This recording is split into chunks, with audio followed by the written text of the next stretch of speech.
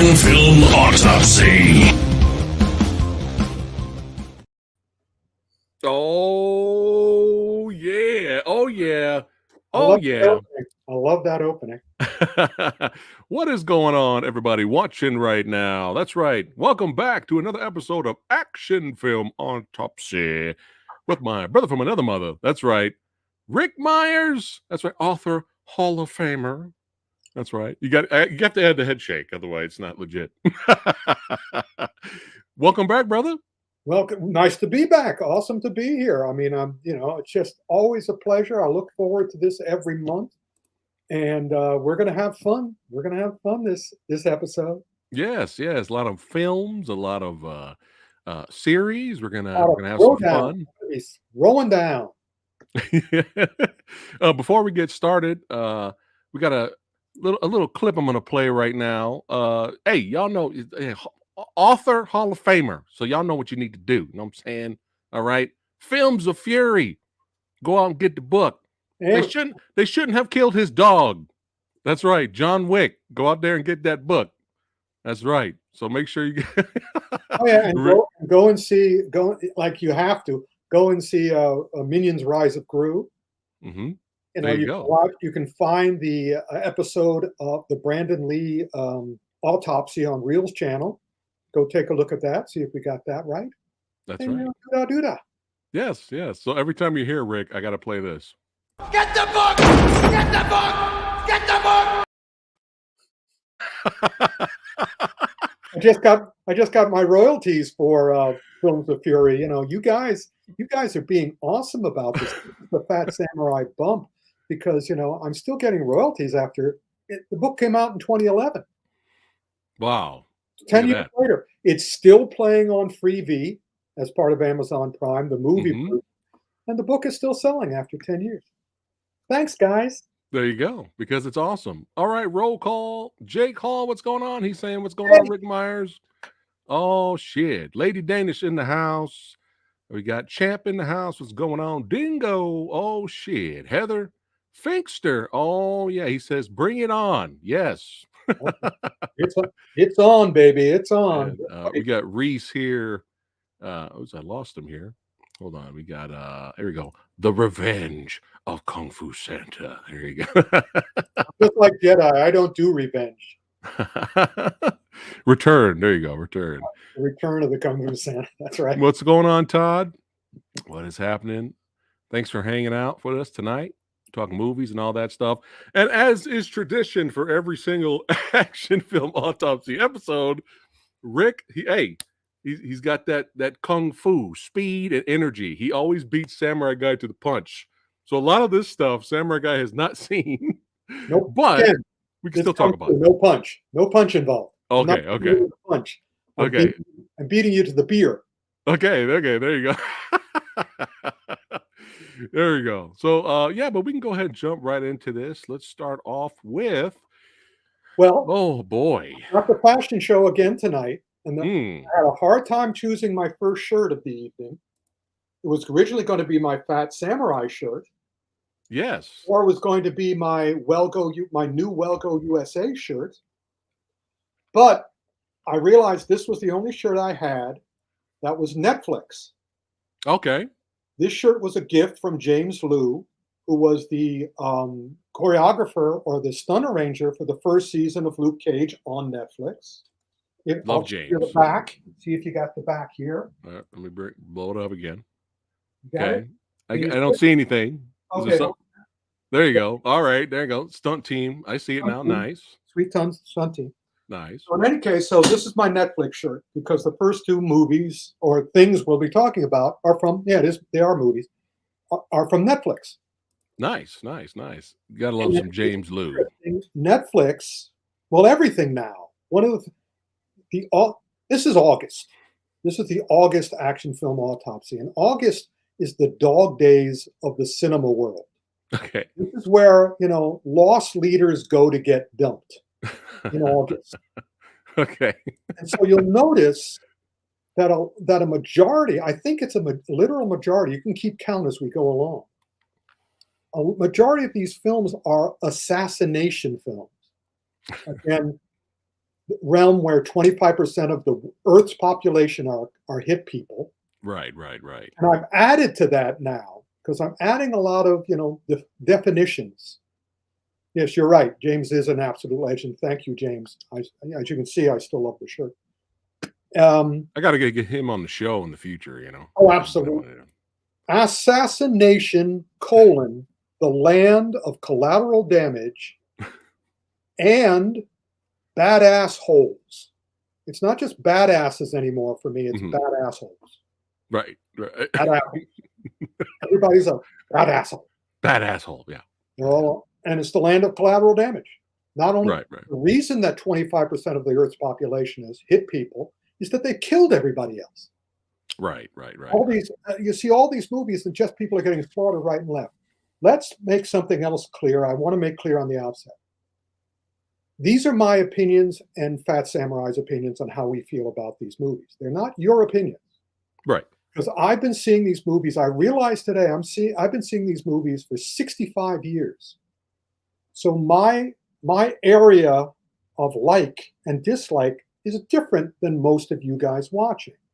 I want more from a movie now than when I got it back when I was 5, 10, 15, 20, 25, 30, etc. Right.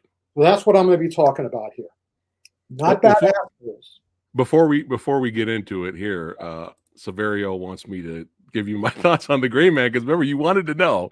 Wanted to know. Yep. So I think your take on it, Rick, kind of extremely lowered my expectations even more, which going into it, I enjoyed it. I thought it was okay. Yeah, you have the badass button. Yeah. If the movie's badass, you're happy. I was disappointed with some things though. I still feel it's the weakest Russo's movie. Oh yeah. Out of all the films they did, I still think it's the weakest one. And it didn't. And you were correct. It didn't feel like a Russo's movie at all.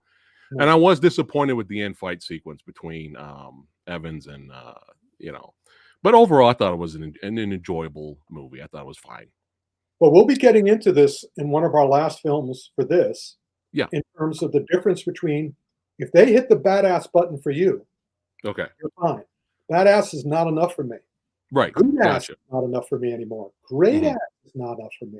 It has to make it work. And there's one movie in this group that we'll get to at the end where I think we're going to have the biggest difference of opinion.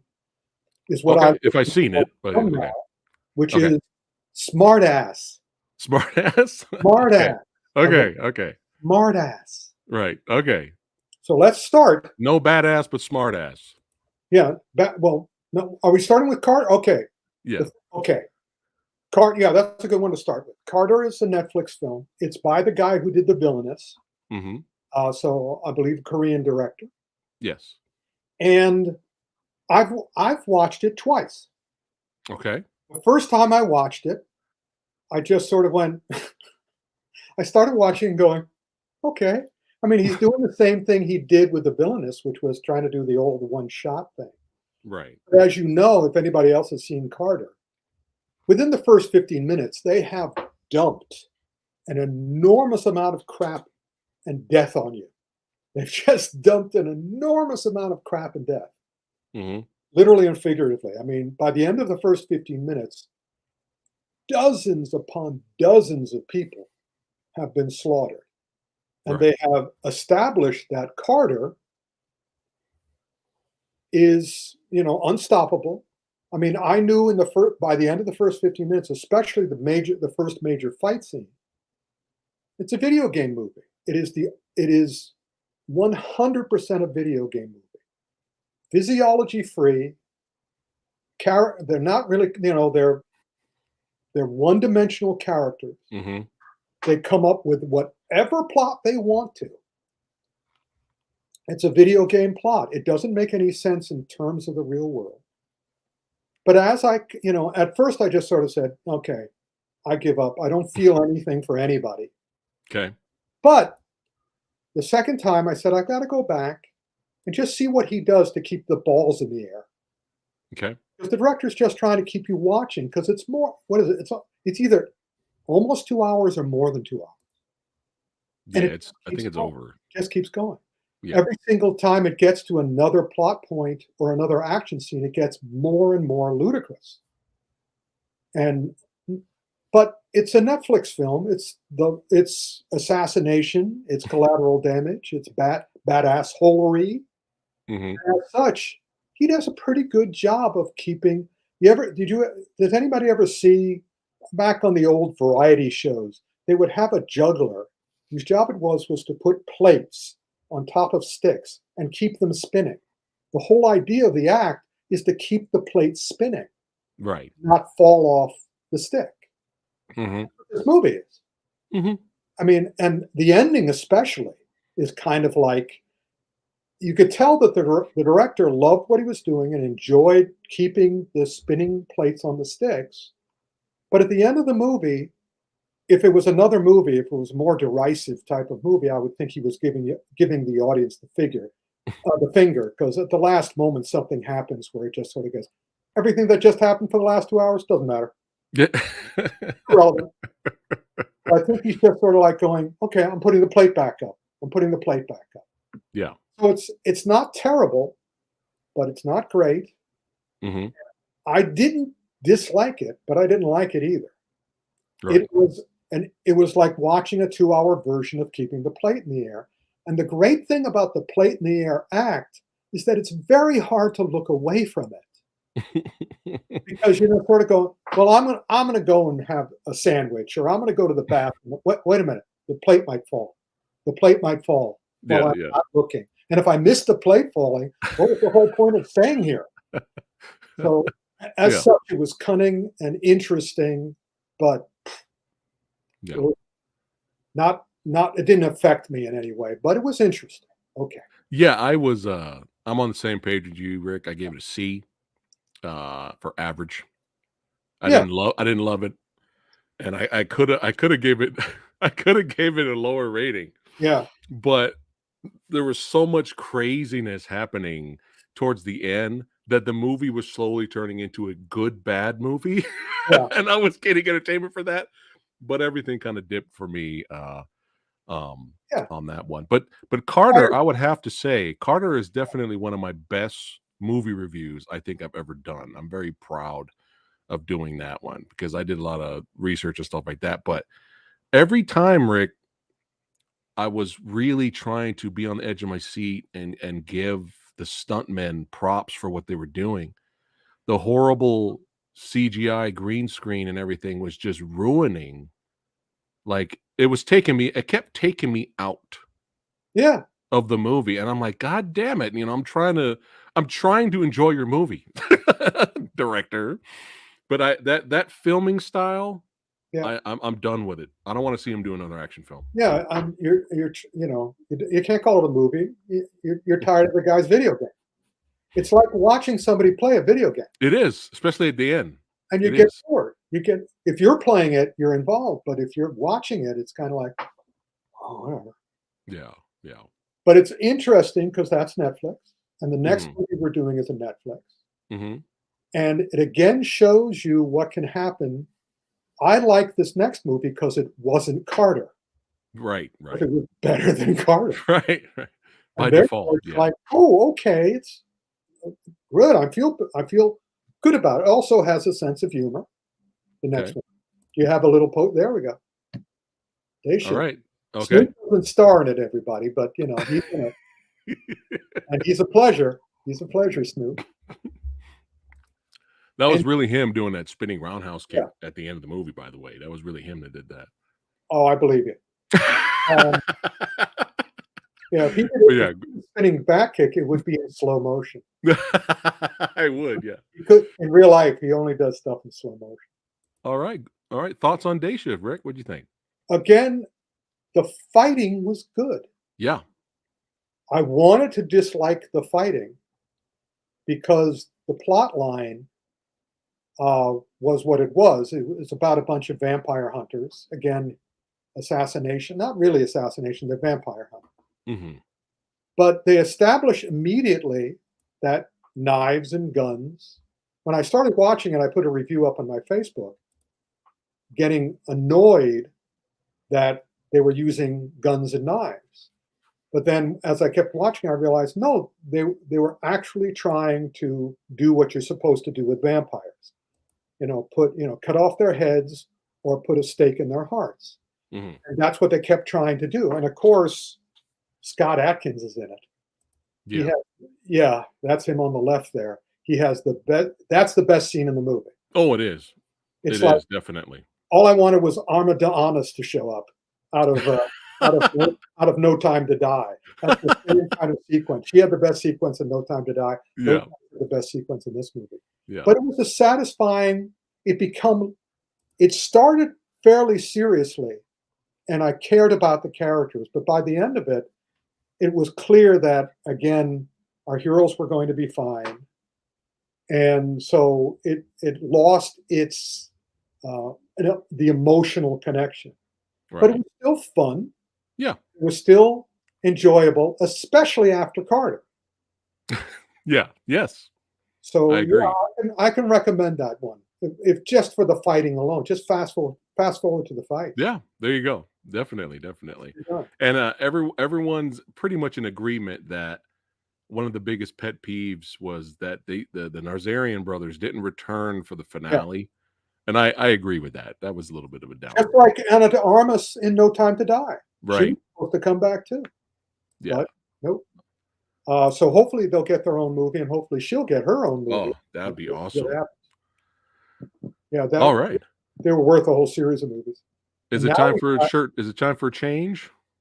No, actually, I don't have an Amazon Prime shirt that I'm aware Okay. of. We can keep on going. So yeah, keep going. Now, I'm really curious to hear what you have to say, Rick, because I'm actually going to review this Wednesday night. Oh, okay. But no, you can talk about it and give me your thoughts, of course. Oh, I'm going to. But I saw the trailer and I did a trailer reaction to it, and I was excited to see it. The trailer did its job and it made the movie look entertaining. After this came out over the weekend, people have been messaging me. The Movie Dojo Army's been messaging me like, "God damn it, what happened?" That's all. Without spoiling, thank you guys for not spoiling it for Samurai Guy, but a lot of it was what happened. So, Rick, what happened? I'll tell you what happened. This movie is a textbook example for all you filmmakers out there. The script, yes, the script is important. And a lot of people say if you don't have a good script, you don't have a good movie. But a lot of other people say, and understandably so, and this movie is the textbook example of it. If you don't cast your movie well, you're dead in the water. Okay. And Sly Stallone is Sly Stallone. And as such, he's always nice for me to see. Right. And I don't like to do this. I've done this same sort of review several times before, specifically with Tomorrowland, the George Clooney, Disney, what's his name, Brad Bird movie. Yeah, Michael Keaton. As you may know from previous action film autopsies and also this one, I'm getting very, very tired, and also for the Gray Man as well. I'm getting extremely tired of putting children in peril as the go-to thing to try to get you involved in the movie. And I agree with that. in Tomorrowland, not so much in Gray Man, but certainly in this movie, and I hate doing this because I shouldn't. I'm blaming the casting director. I'm blaming the producer. I'm blaming the film. I'm not blaming the kid. The kid is terrible.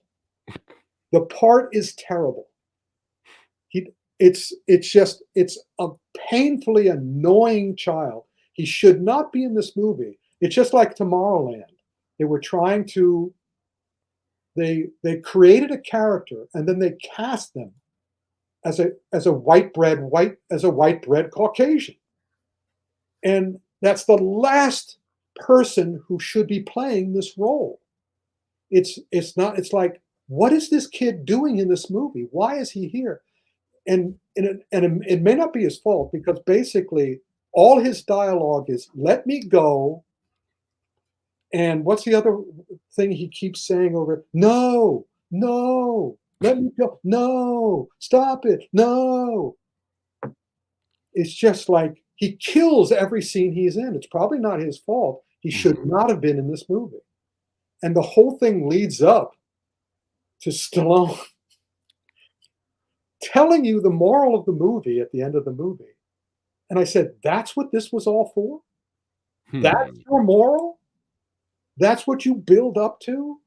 And again, it's badass. It's bad assholes.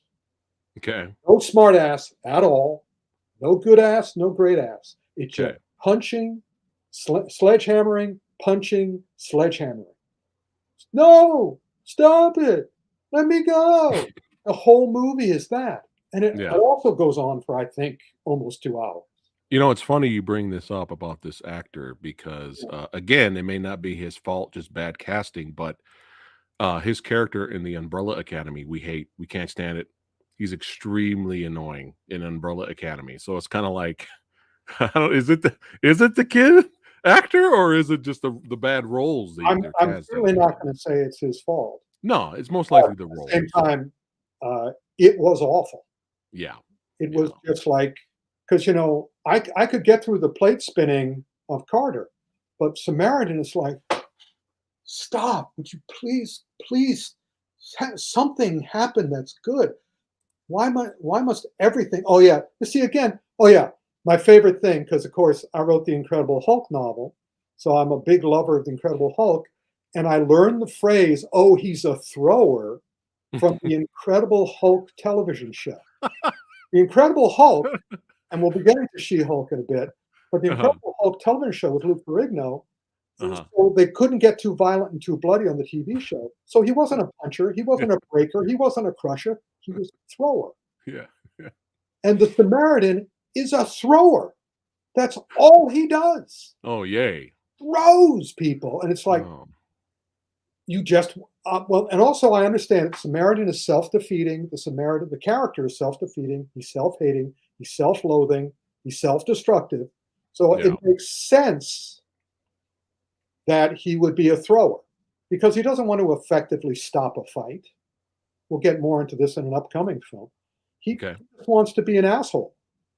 But I don't want to hang, and both of them, by the way, you know, the twist in the movie is pretty good, but then they don't pay off on the twist at all. I went, oh, that's interesting. Are you going to do something with it? No, of course you're not. That's You're not going to do anything with it. You could have done something awesome with it. Yeah. Especially if the twist had happened halfway through. No, it's the example of what happens when a bunch of people who want to make a superhero movie have no idea what makes a good superhero. None at all. All right. It was painful. I'm excited to watch this now. I'm looking forward to it. I'm glad I can do this for you because if you watch this without my prep, you would have been hurt. Yeah, I still might be hurt. You never know. No, you can handle it, buddy. All right. Is it time to change? Yep. Putting on a new shirt. All right, putting on a new shirt. We're going back to the 70s. 1974. And I've heard you briefly mention this movie several times in the past, Rick, but believe it or not, I'm aware of it. I've never actually seen it. So now that I have the Hiya app service, I can't wait to watch this movie remastered. Let's see what are you wearing there? What do you got? I'm wearing my Wong Fei Hong shirt. Nice. Young Master, classic. It was because of the movie we're about to talk about that Yuen Woo-ping and Jackie Chan made this movie, The Drunken Master. It was because of the Skyhawk that they made Drunken Master, one of the reasons. The Skyhawk is a fascinating, basically it's a gravestone for an era of Chinese cinema, or Hong Kong cinemas, Hong Kong specifically. This was made almost during or immediately after the death of Bruce Lee. Bruce Lee had revolutionized the Hong Kong action film and the Kung Fu film. Then he died. And the audience was bereft. The the Hong Kong audience did not want to see another kung fu film ever again with Bruce Lee gone.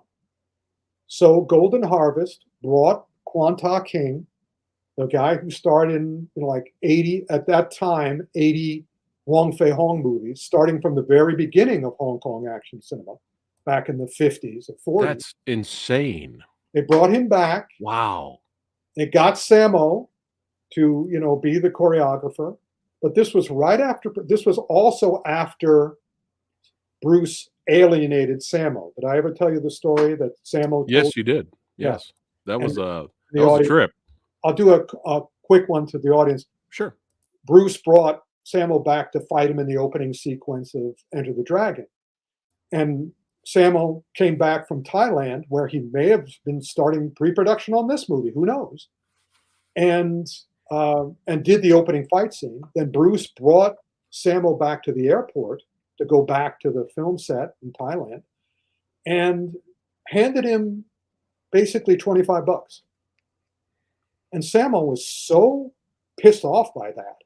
I mean, if you're going to, he said, I did this as a favor for you, my friend. And then he gives him, if you gave him $25, that's incredible. That was bad. Right. So Sammo was still pissed at Bruce during this era. And so they make this movie. And they could have made Drunken Master. They could have, not really, because this was 1974 when this came out. So this was just before La Ka Leung and Chang Che brought the audiences back to Kung Fu films with The Venoms and with 36 Chamber. That was 1975 or 76. This movie is a headstone for that era. It could have been great. It is great in a way, but it shows the problem. It showed why they stopped doing Wong Fei Hong films at that time, because the way Kwon Ta King played him, he just kept turning the other cheek, turning the other cheek, turning the other cheek. But this movie was directed by the guy who directed Five Fingers of Death, King Boxer. Okay. The movie was known as King Boxer. Yeah. Here known as Five Fingers of Death. So it has that Japanese, and also all of this guy's movies were all movies about human corruption and evil and a hero who suffers horribly before he finally takes revenge. But this is Wong Fei Hong, so he can't suffer horribly. So everyone else in the movie suffers horribly. Every other innocent person in the entire movie suffers horribly. And because Wong Fei Hong keeps on going, no, we must turn the other cheek. We must, be nice. We must be kind. He looks like a total weak sister. Oh, wow. Like a total a-hole. Wow. And Okay. by the end of the movie is stunning. Finally, after all his friends are killed, and these guys are shown to be, and Wong Fei Hong should know it, they're drug pushers, they're white slavers, they're murderers, they're gambling. They have all the vice in the town. And Wong Fei Hong keeps going, no, I won't fight back. I won't fight back. And Carter Wong's in the movie going, it's making you look weak. He says this, Kwon Ta King, and Kwon Ta King, again, stays strong. But unfortunately, by staying strong, he looks totally weak. Wow. He finally fights back at the end when he has evidence, of all their corruption. But by then, it's too little, way too little, way too late. Wow. Ammo's dead. Everybody but Carter Wang and Nora Mile, everybody but them are dead. The Wow. end of the movie is astonishing.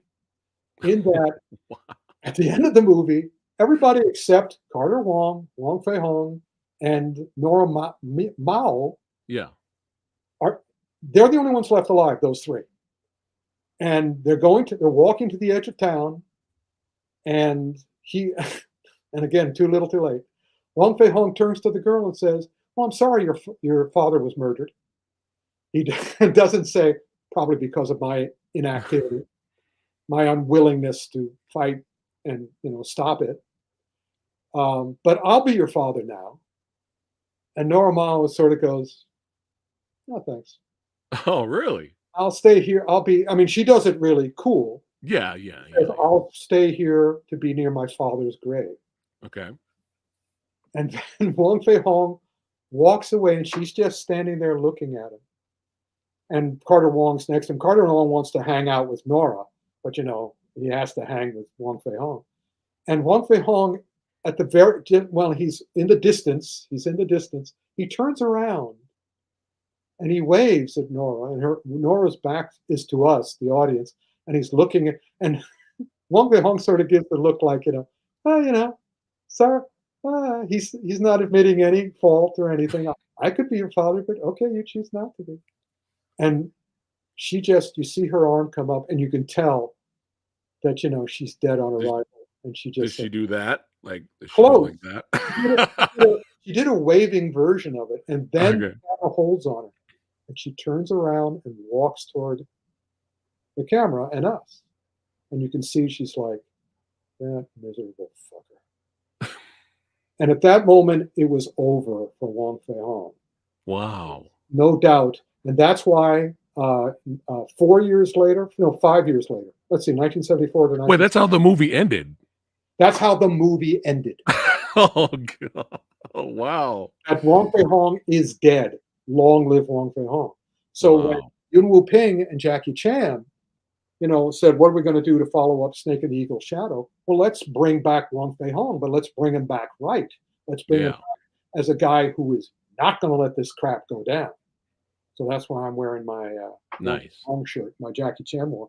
But again, the movie is fascinating. It's beautifully done. It's filmed in Thailand. You can tell it's by the guy who did Five Fingers of Death. It has that feel. But man, Wong Fei, I understand now why China is kind of denigrating the Wong Fei Hong character in their movies with Vincent Zhao. But again, great to watch. It's a wonderful moment.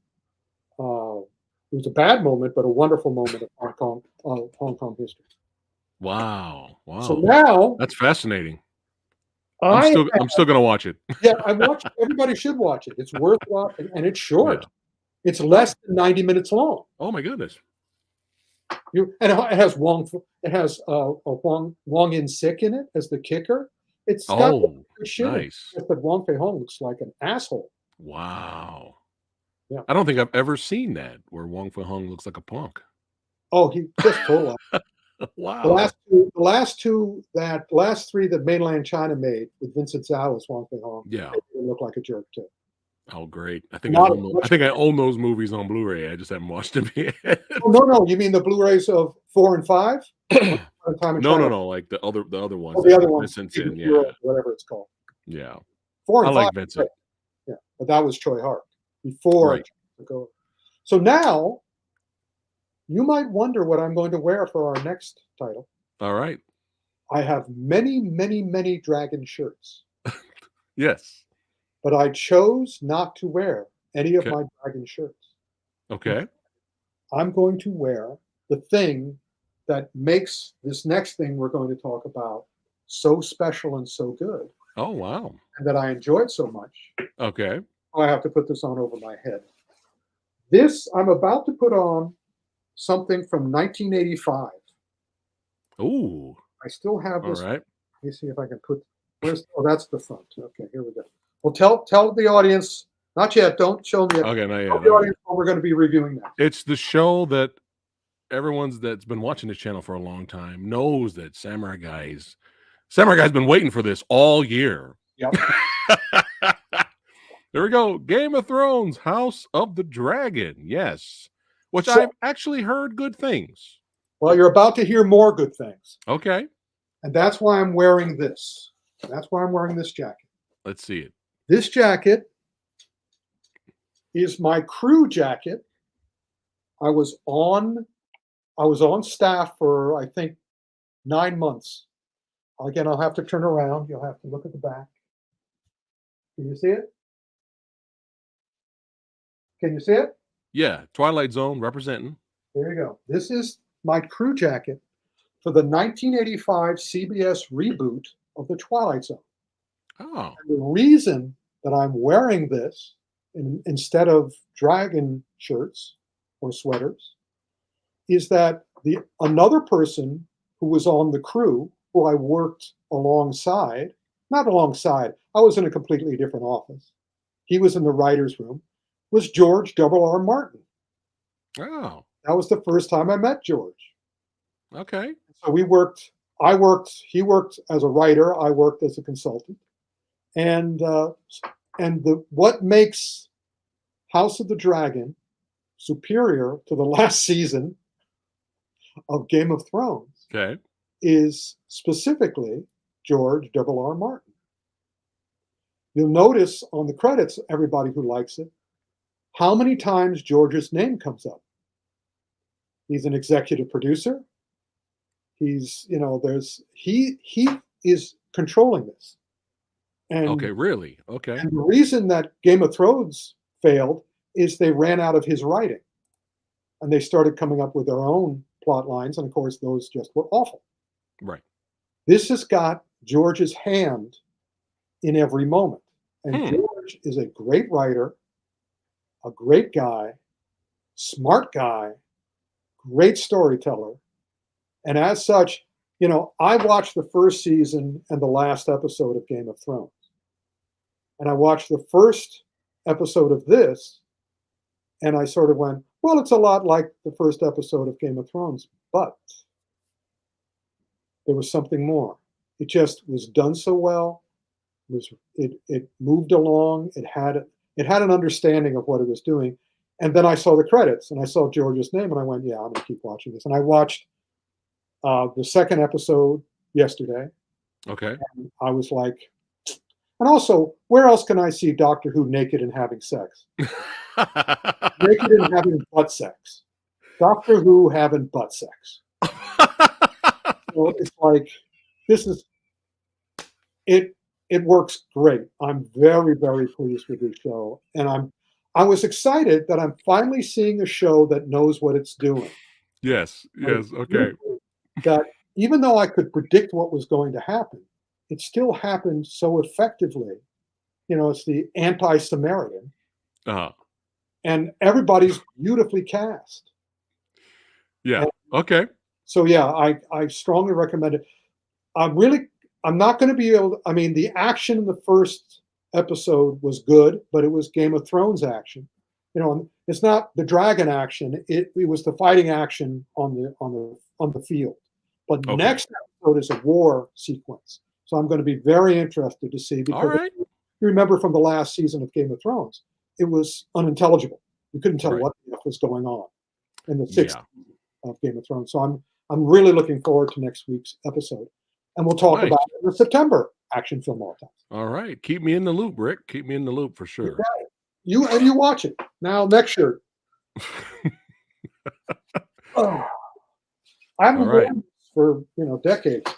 League of Super Pets. Yep. Now, Well- last time we didn't see it last time. Well, I didn't see it either Yeah. since, but we kind of briefly were just talking about the trailer and Yeah. how we thought it was kind of generic and whatnot. Well, what yeah. was your thoughts on it now? well, I have to get the new shirt on. Hold on. Oh, okay. I also have to get my hair in gear. Oh, my hair is all messy now. My beard. Yeah, okay, hold on. Here's the new shirt. Well, I'll blow me up for a second then. Blew you up. All right. That's all right. So everybody watching right now, keep Samurai Guy in the loop about House of the Dragon. That's right. I don't know. It's gonna take a lot to bring me back to Game of Thrones. No, baby. So you gotta- I'm going to wait. I'm No, going no, to go wait ahead. till the season's over and see what people say. All right. If you got time, all right. All right, here we go. DC shirt. Bam, DC representing both, baby. DC shirt. Representing both. That's right. Marvel and DC. That's right. We like both here on the channel. That's right, baby. That's right. Actually, I should get a shirt that has both of them on it, but I don't have that yet. In any case, we are now entering into the dog days of animated movies, in that they're dumping Paws of Fury and DC League of Super Pets. Yeah. And the next movie we're going to do, This movie and the next movie we're going to do are both movies that shouldn't not have existed. There was no reason for them to exist. They just kind of like saying, all right, both of these movies showed a lack of care. I mean, we've been noticing this about DC lately, all the DC stuff except for the TV stuff. And also what HBO Max Discovery or whatever the HBO Discovery is doing to them. And now some of the movies are pushed back again now. Of course they're pushed back again. I mean, Warner's has been sabotaging DC for decades and decades. I mean, the original Batman, the original Superman, Christopher Reeve and Tim Burton's Michael Keaton, those were good. But then but in both cases, remember, Warner Brothers wasn't controlling Superman at that time. It was the Salkinds who did the and Richard Donner. And Richard Donner made sure it worked. But once Warner Brothers got DC back, they just started screwing with it. They just started knifing it in the back. And they're doing it again. And I'm not surprised because they've been doing it all along. So DC Superpets has said, what can we do that we can just waste some money? And again, it's showing their lack of consideration for their characters and their audience. This is more good enough for garbage. And the fact Dwayne The Rock and, not Chris Rock, I'm sorry. Kevin Hart. Thank you. Kevin Hart are in it. It's like, that's probably how, that's probably a literal. He's playing Crypto the Super Dog. So they threw him this movie as a bone when he agreed to do Black Adam. So it's kind of like, that was the deal. It's not terrible. Okay. But it's irrelevant. It's like, it is literally a time filler. Your mileage may vary. It's either a time waster or a time filler. There are cute things. The voices are fine. But again, somebody else said this recently, that they're getting tired of knowing who the voices are because it takes them out of the movie. It's not Crypto. It's The Rock. I can kind of see that a little bit. It's kind of like, so yeah, again, I'd give that a C. And even look at the animation style. It's kind of like they're not trying hard. Right. They're just sort of filling space. And as such, it annoyed me. Now, but it didn't annoy me as much as the next one. Oh, wow. This one, you get to watch Kung Fu Santa, Uncle Rick, mea culpa his ass off. Oh, man. If you remember last episode, I said, this is Pixar. It'll be fine. This movie is one of the biggest it's the biggest character assassination I've seen in a film since the Bruce Lee sequence in Once Upon a Time in Hollywood. Wow. Holy shit. Wow. Made this movie hate Buzz Lightyear. They hate him. This, by the way, was a shirt that I was very happy to have. This is my Buzz Lightyear shirt. All these little blue guys are Buzz Lightyear. All the little green guys are those three-eyed aliens from the Toy Story movie. This is my Buzz Lightyear shirt. Nice. And so I loved it until this movie.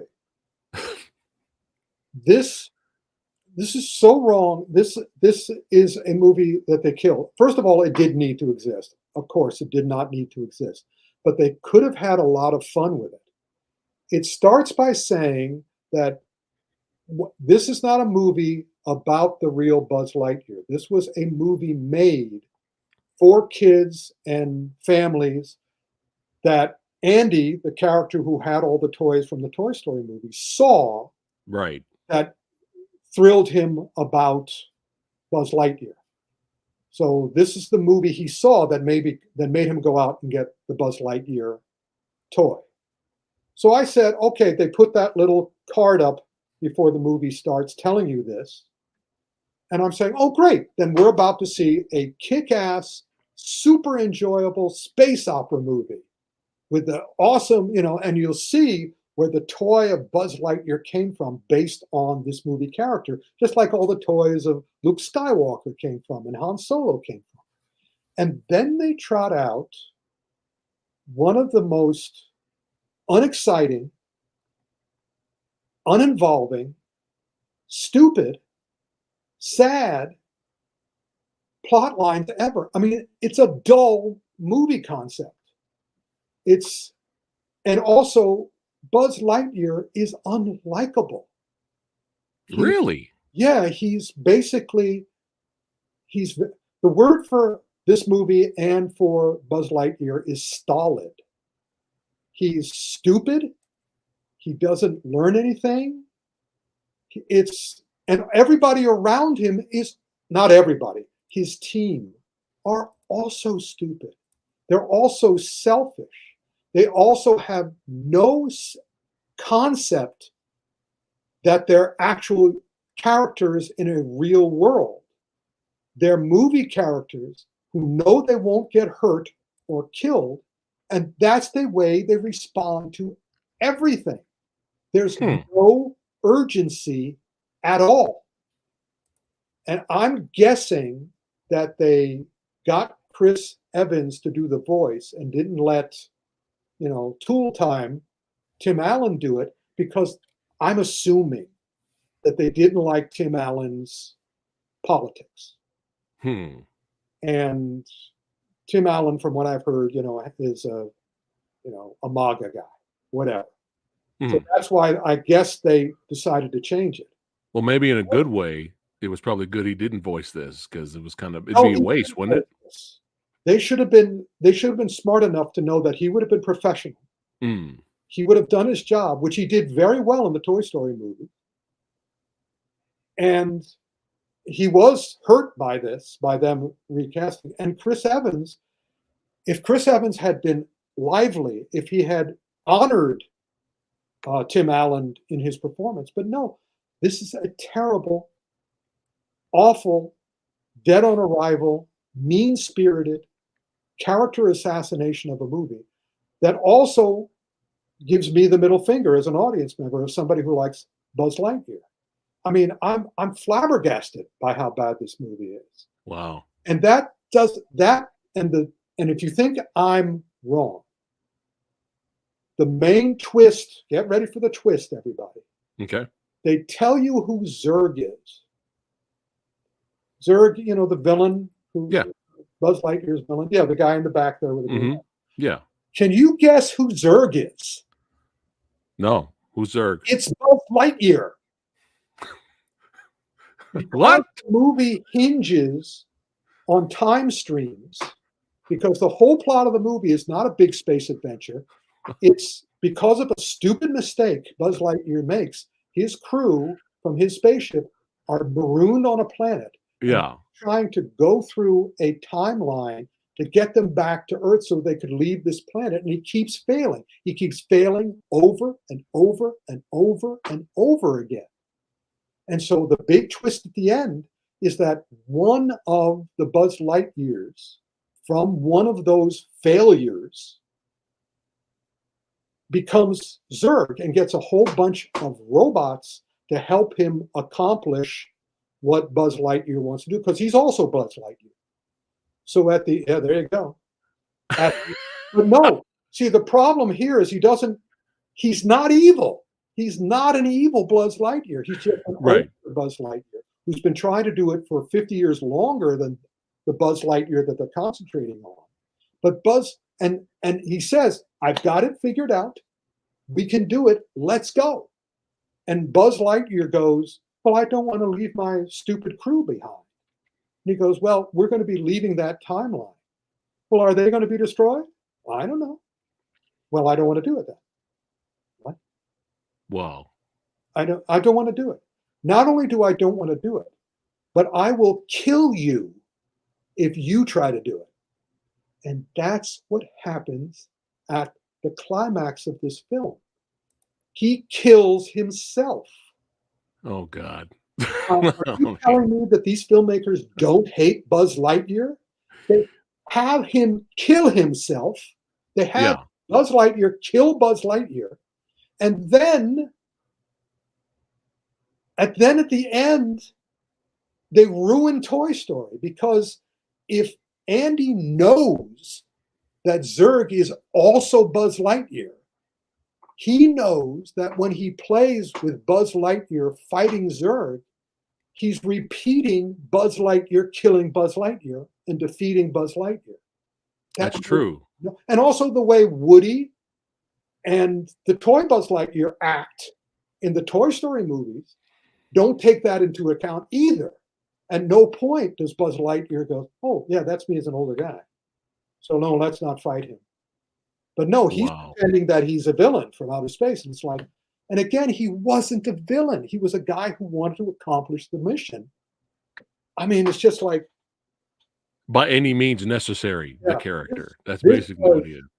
This was a backstab of the worst. Oh my gosh. I've lost so much respect for Pixar to allow them to do this. I don't care how much you hate Tim Allen. If you do, but apparently on this movie, it makes it fairly clear to me you do. Yeah. Act responsibly. Be the better person. Don't drag us down with you, your audience and your fans. Let me get this shit off now. I'm stunned, Rick. I'm actually kind of stunned. Yeah, I'll do my explanation of the movie. No, is you watching the movie? Yeah. I stopped after Toy Story 3. I thought that was the perfect way to. I like Toy Story 4. I understood Toy Story 4, and it was a sweet movie. And I heard it was fun. Huh? I heard Toy Story 4 was fun. It was I good. just never got around to watching it. So yeah. After if you don't want to do House of the Dragon, watch Toy Story 4. It's worth it. Although it may not be, we'll have to see what we do on our third to the last movie. We'll have to see how much we disagree on that before I'll tell you. Because Toy Story 4 is woke, and I'm happy with woke if woke is done well. Right. Well, that's the thing is that apparently there's a good woke and a bad woke. Well, that's what some people say. Well, it's just like this movie. In other words, there's a good superhero movie if you love your characters and you love your audience. There's a bad superhero movie if you don't love your characters and don't love your audience. And that's the same thing with woke. If you're just doing woke to cater, to kowtow. Right. Here, I'll show you that. If you're Harvey Weinstein doing woke, that's bad. Right. What do you got there? I got my Marvel shirts. All right. And a lot of the guys on this shirt are going to be in the next thing we're talking about. Okay. Let's go ahead and jump right into this. Yep. I still haven't seen it, Rick, so it's all you. What do you think? A She-Hulk? It's delightful. Earlier today, Phat, you sent me a link to a diatribe about how Marvel is screwing up the fourth phase. Uh-huh. How it's toxic. Right. Like She-Hulk. And I would include Hawkeye. I mean, I enjoy everything Marvel's doing. I don't enjoy it as much as some other things that Marvel's doing. I didn't like the Eternals as much as I liked Endgame. But again, having seen the Eternals again, having seen everything that other people think is mediocre. What's the television? Wasn't there a recent series that was? Oh yeah, I didn't like Moon Knight at all. Yeah, we both were like, oof. Yeah, it was still for different reasons we hated it. But I forgave it. I mean, it was still honorable as a Isaac showcase. Yeah, Oscar Isaac showcase. Yeah, he's a good actor. Yeah. But again, I have faith in Kevin Feige. I trust. Okay. And I'm not going to prejudge him. And also, I was there when Marvel was started. I've worked for Marvel. I've worked with Stan Lee. I am not going to screw them over. And of course, just like everything else, when you're a fan of something, whatever Marvel does, I'm going to watch it. Whatever Filoni and Favreau do with Star Wars, I'm going to watch it. Mm-hmm.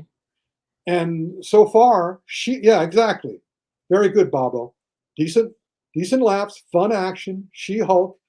And it's also wonderful to watch the other YouTube shows like Screen Crush and New Rock Stars talk about each episode because they're going crazy now because She-Hulk breaks the fourth wall like, Deadpool does.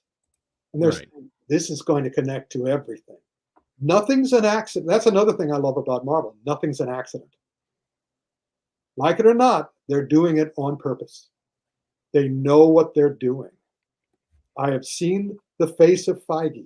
He knows what he's doing. So you're saying in the long run, it's all going to come full circle. Of course, they could, they're human, so they could do a Lightyear on me. But and She-Hulk has a lot of heart. Well, they did do a Lightyear on you already, Rick. It's called Thor: Love and Blunder. I haven't seen that yet.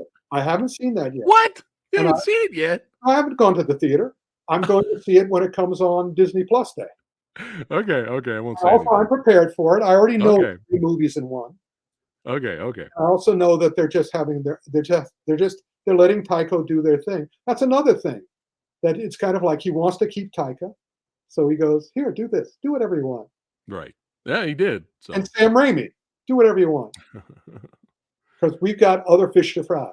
And She-Hulk is one of them. Also, I really, really liked Ms. Marvel as well. That's right. Yeah, you discussed that here on the show. On the past they had heart. They have heart. They have. Okay. They have imagination. They have inventiveness, and Mark Ruffalo, and her. I mean, it's just wonderful to watch. She's great. Okay. It's just the sex is going to be great.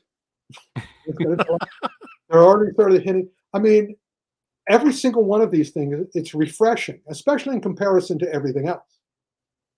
So yeah, She-Hulk is worthwhile. Yeah, I mean, come on, you look at the energy in that. I love Mexico. It's like they're very smart, they're very fun, they're very cute, they're very watchable, and also all of her episodes are 30 minutes long.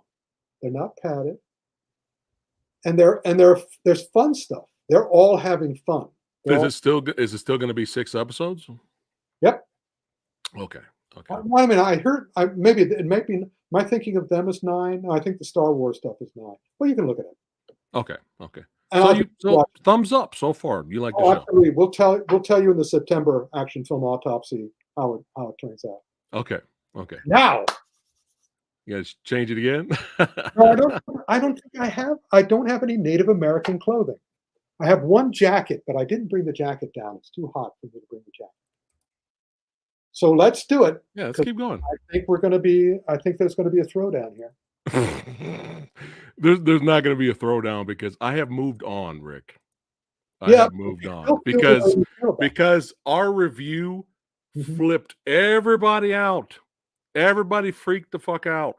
I wasn't freaked out. So I have said my piece on this next movie, and I am moving on. Say my piece. But yes, I would love to hear what Rick thought about it, even if we agree to disagree. All right, here we go. Again, Pray, here we go. I did not freak out, but this is my reaction to your review of this movie, which was this. This is my reaction. Watch my face. Oh, yeah, that's because you're a responsible human being, Rick. Because that's how I react. That's how I react to other people that didn't like the movie I like. I go, oh well, that's a shame, and then I move on to get some lunch. Yeah, there we go. Yeah, well, be careful what you have for lunch. But in any case, go ahead. This movie was the movie I was waiting for. Okay, this is the movie, very clear. I point over there, folks. Badass. Over here, smartass. This is. I think that sums us up perfectly. Actually, right. This is the movie that separates the badass from the smartass. Okay. This hero is not. She wants to be a badass as the movie starts. Mm-hmm. Then she learns, thanks to her mom, who says, not about proving yourself, it's about survival. And the moment she stops trying to prove herself and starts thinking about surviving, she also uses, and unlike her brothers and all the badasses around her, she doesn't use the weaker muscles in her body. She uses the strongest muscle in her body. That's the one in here. She uses her brain. She learns things. She says, I'm not going to, I mean, that poster that you showed her, and they have another poster of her jumping off the cliff with a tomahawk at the predator. And it's like, of course that's not going to work. And she knows, she's smart enough to know in the movie, no, that's not. I'm going to have to be smarter than this guy. And she is. She learns, she watches, she learns, she uses, and she does the highest form of Kung Fu, just like Po does in the original Kung Fu Panda. You take the villain's aggression and you turn it back on them without using your own. She literally does that at the end of the movie. This is the best Kung Fu movie I've seen all year. She takes his weakness, his stupidity, uses her smartness, uses it against him, and he kills himself, unlike Buzz Lightyear killing Buzz Lightyear. She lets the predator kill himself. That's what you do as a great Kung Fu person. And as a Kung Fu person, if someone insists on hurting themselves by trying to hurt you, which is exactly what was happening here, as a Kung Fu student, you'll help. You'll help. That's exactly what she does. And I'm watching this movie going, and also the photography is awesome. The scenery is awesome. The fact that they're doing a Native American movie, because even as a kid, when I would see these Westerns, and they were slaughtering all these Native Americans, I'm going, I like the Native Americans. Why are you doing that? They're Native Americans. They helped us at Thanksgiving. So I love this movie. I absolutely adore this movie. Again, I knew you would. I knew you would love it. Best Kung Fu movie of the show and of the year. Best. All right. Wow. There you go. Number one. Prey is number one movie of the year for Rick. Kung Fu. There you go. Kung Fu movie of the year. There you go. Western too. I will admit, and I've said this during the review, that this sequence is probably one of the greatest action killing throwdown sequences in the Predator franchise. That was bad. It just wasn't enough for me to give it a higher score. But you guys already know what I thought about the movie. And all of you that are new, that are watching right now, if you don't know what Samurai Guy I thought about it, you can check out my review because I'm done talking about it. Because me and Lady Fat Blood are the 20% of the entire world's 80% that had issues with the movie. So we're going to keep moving on. 2%. Rick, you are on the winning side. Enjoy your win. It's not a matter of winning. Again, it's not about win or lose. It's about learn or not learn. Just kidding. I'm just having fun. I'm always going to call you on it. I'm not badass. I'm smart. I'm not badass martial arts. I'm smart ass Kung Fu. Yeah. All right. There we go. All right. Rick loves Prey. Badass martial arts. Next. It's funny.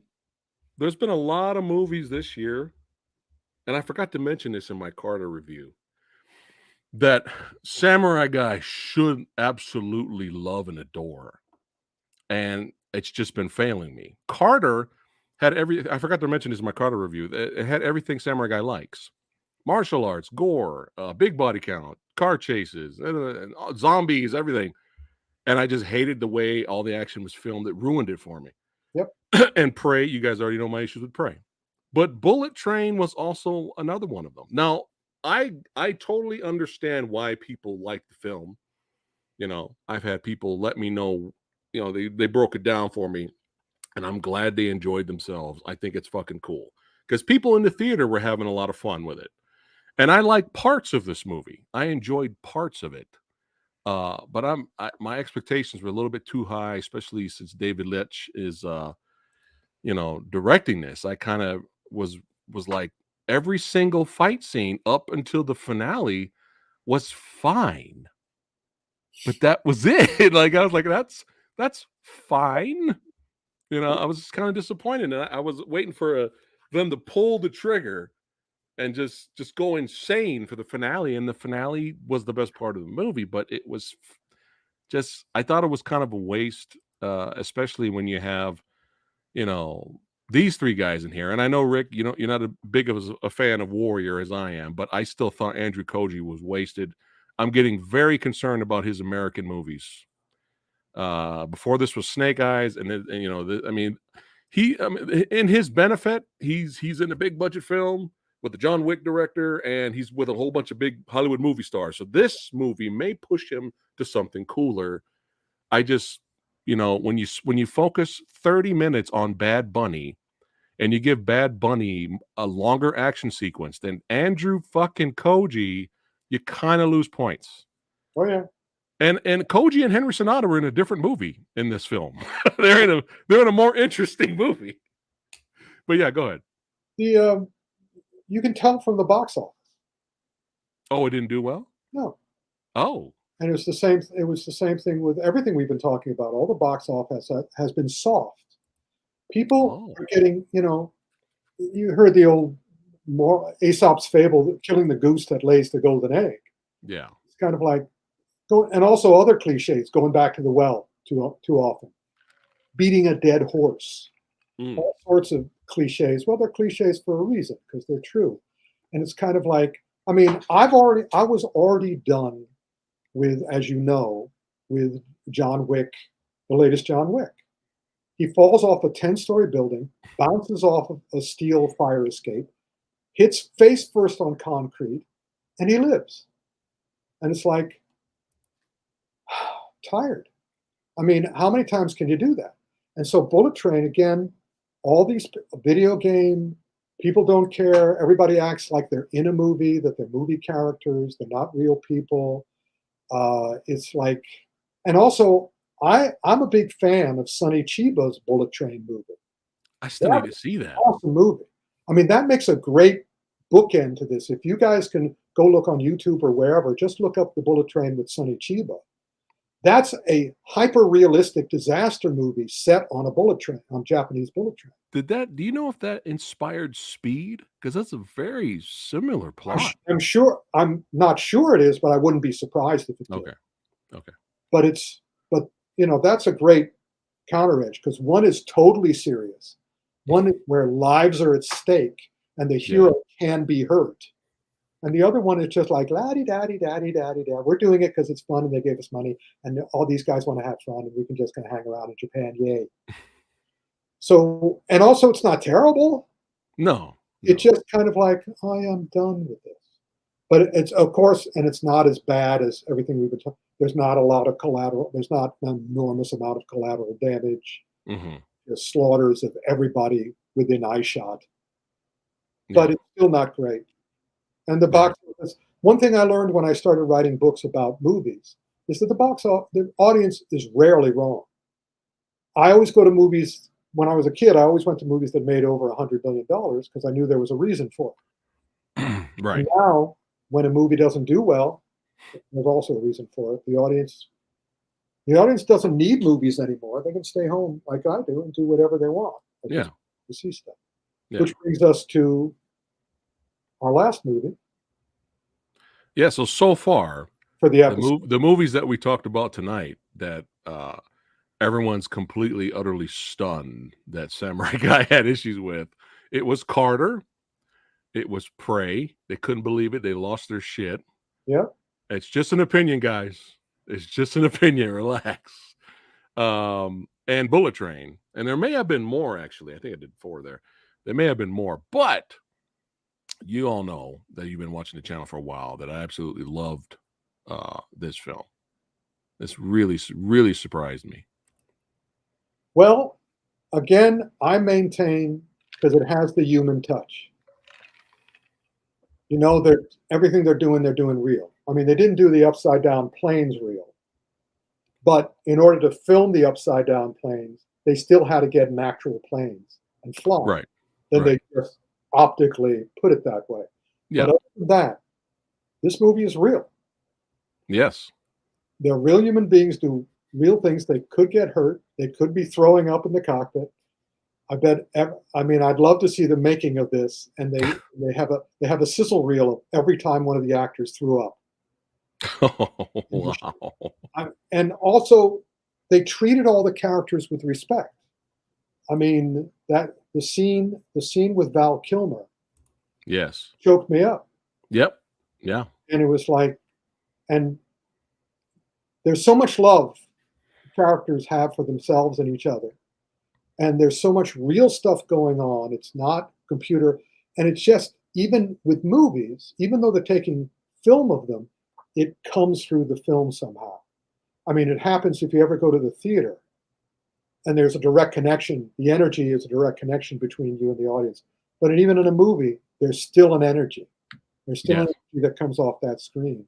It's the way, no matter how good an actor you are, if they put you on a green screen, I mean, just compare the way the Mandalorian flies his spaceship to the way Tom Cruise was flying the ships, the planes in this, the jets. Mm-hmm. No matter how good an actor you are, if you're not feeling it, you can't communicate the feeling. Right. And this movie, I mean, I loved this movie up until the mission was over. Once the Star Wars mission was over, the rest of it, I was going, okay, I know why you did the rest of it. Mm-hmm. It wasn't as strong and as powerful. It got a little vaudeville. It got a little vaudevillian at the end. Okay. Where stuff started happening, which was like, and now we're going to sneak onto the airplane and steal the plane. And it's like, and now the guy everybody hates throughout the whole movie is going to come save our asses. And I'm going, yeah, that was fine. Yeah. But it wasn't as good as the rest of it. It was still really, really good. And it's still the best. Prey is still the best Kung Fu movie. Top Gun is the best human movie. And they even had John Hamm well. I mean, they didn't make him a total a-hole. Yeah. Yeah. There was still respect for him. Yeah, it was. Yeah, those are the movies I would recommend. Let's see, of everything we were talking, you should. I think we covered it all. I think. Yeah, that's it for us this episode. You know, I wanted to be even shorter, but I got so pissed off at Lightyear. I might snip that out and let that be its own video on the channel. I had to share it. Let me see. I wrote some stuff down. Let me see. I mentioned the assassination land of the collateral damage and badass holes. Oh yeah, I did she uses bigger muscles. Yeah, stops trying to win. Yeah, I included everything I wanted to say. I'm done. Any questions, anybody? Oh, John says, "Hey, Kung Fu Senate, are you looking forward to the Retaliators on September 14th?" What's the Retaliator? Yeah. John, that's more of a PhatSamuraiGuy horror flick. That's not really a Rick Myers horror flick. You know what I'm really interested in? My buddy Grady Hendrix, his new movie is coming up onto, I believe, Netflix or might be Amazon Prime. My Best Friend's Exorcism. Directed, he wrote the book. Okay. If you haven't read any of Grady Hendrix's horror books, they're awesome. That's my speed. And I couldn't believe it when the director for the movie version of My Best Friend's Exorcism is the same guy who directed Freaky and Happy Death Day to You. And Happy Death Day, he's my favorite outside of, he's clearly even above Jordan Peele. He's my favorite horror director, modern horror director. When is that coming out? I love the Conjuring movies, and I loved everything that this director did. Happy Death Day to You, Freaky, and now I'm so excited about My Best Friend's Exorcism. I think I saw a trailer, but I didn't watch it yet. So is that coming out this year? It's not. Yeah, it's out next month. Oh, all right. So I'll look into it. You watch Retaliators. I'll watch The Best Friend's Exorcism. That sums us up perfectly. Well, this was a blast. As always, it's always fun hanging out with Kung Fu Set himself. And that's what real people, that's right, with different opinions, real buds. That's right. We can agree to disagree on things, but we're still cool. We still can go out for a beer or some sake. Or, that's how it should be in the world. That's how it should be in the world. I have the lemongrass tea. There you go. There you go. Tea is good too. The internet is the internet. You can't listen to anything the internet says.